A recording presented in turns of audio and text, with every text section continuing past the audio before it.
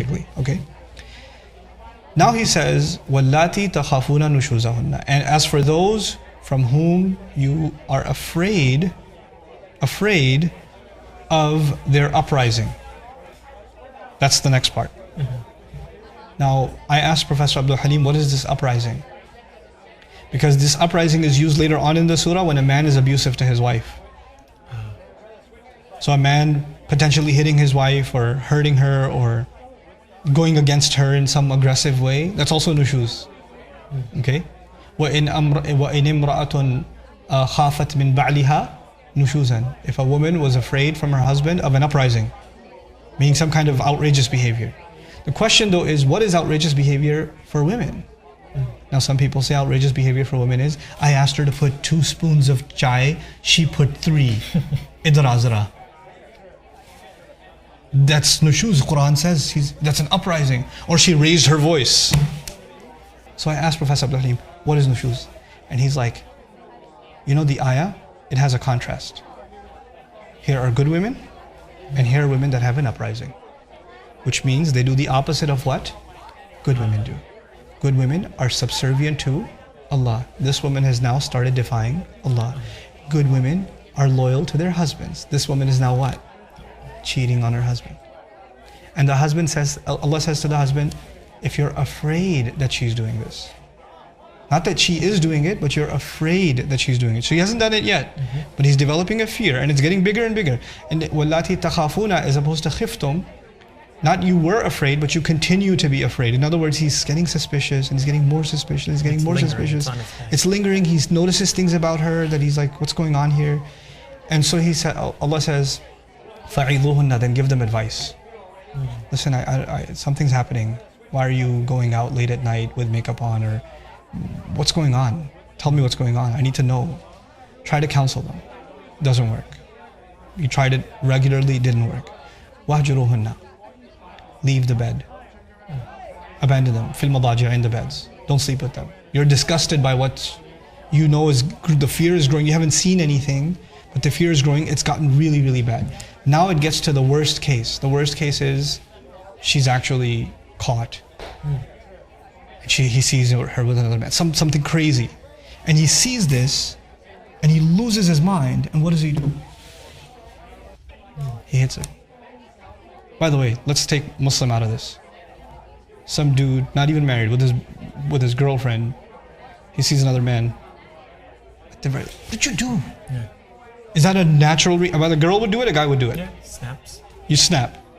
Now he hit her, or he pushed her, something he did, and he feels bad. Yeah. How could I have done that?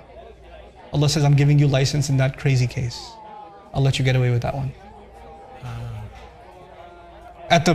If you look at by the way, when I discussed this, Professor Abdul Halim, right? Remarkable Quran scholar, he's the one sharing this with me, and I'm like, whoa, I ain't never heard that before. So that night, I had dinner with a bunch of scholars, traditional scholars. I'm not going to name them, I don't want to blast anybody.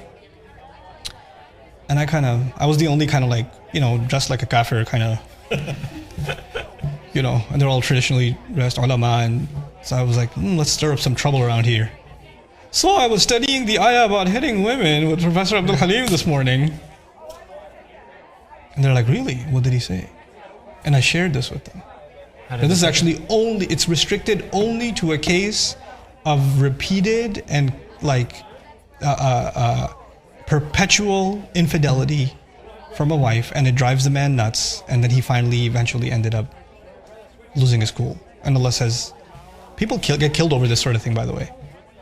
And by the way, hitting, then comes the sunnah. How much can you hit? How can you hit? The Prophet ﷺ, the sunnah will dictate that you can't actually hit hard ever. Yeah. You can't ever, hit in a way that even the skin would turn red and tap or whatever. That's a separate problem. But this is restricted to the craziest case. It's not the norm. It's not the norm. So I said that. That is not the norm. That is the exception. And to use that as a norm is a crime against the Quran. How'd it go? I'm expecting fireworks. Yeah. The senior guy among them, you know what he says? Makes sense, we believe that too.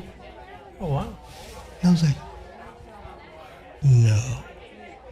You do? He goes, of course. I was like, why don't you ever say it? I literally just called him out, like I couldn't help myself. Like, why is this the first time I'm learning this? Yeah. And he says, people aren't mature enough to learn these things yet, and they won't be able to, people might take advantage of it. And I was like, Seems like that is disturbing, Sheikh man. Because your job is to clarify the religion for people. Yeah. And now you're going to decide what's in their best interest and keep. It's just messed up. But there are other interpretations. Now don't even hit them, just go away from them. Yeah. I'm not as convinced of them from linguistics perspective. Right? Mm-hmm. But from the context. Now here's the thing. فَإِنْ أَطَعْنَكُمْ If they start obeying you. The question is, if you think your wife is cheating on you, why don't you just leave her? Yeah. Because ayat in the Quran are there. If you think she's, you can accuse her, you can do. Now if you accuse in a Muslim society, then you're going to accuse and they're going to go to court and the entire family will be humiliated and she might even be executed, whatever. Yeah. Proceedings are going to happen. And if she doesn't want to admit to it, she'll have to declare that Allah's curse should be on her if she's lying. Mm-hmm. Do you hate her that much that you want Allah's curse to be on her forever? And maybe there are kids involved, there's other family involved, there are emotions involved. Maybe you don't want to leave her. Maybe you want to move on from this incident. So he says, if they start obeying you, then don't make a case against them again. فَإِنْ أَطَعْنَكُمْ فَلَا تَبُغُوا عَلَيْهِنَّ سَبِيلًا. Start over. Don't bring it up again. Move on. If you're gonna move on, then you better move on. Wow. Don't ever bring it up again. إِنَّ اللَّهَ كَانَ عَلِيًّا كَبِيرًا. Allah is the ultimately high. Why did Allah say it in this ayah? Why did He say He's the ultimately high? Because Allah did not give you the height. He's the ultimately high. He's the big one. He's Kabir, not you. He put the man in his place at the end of this ayah.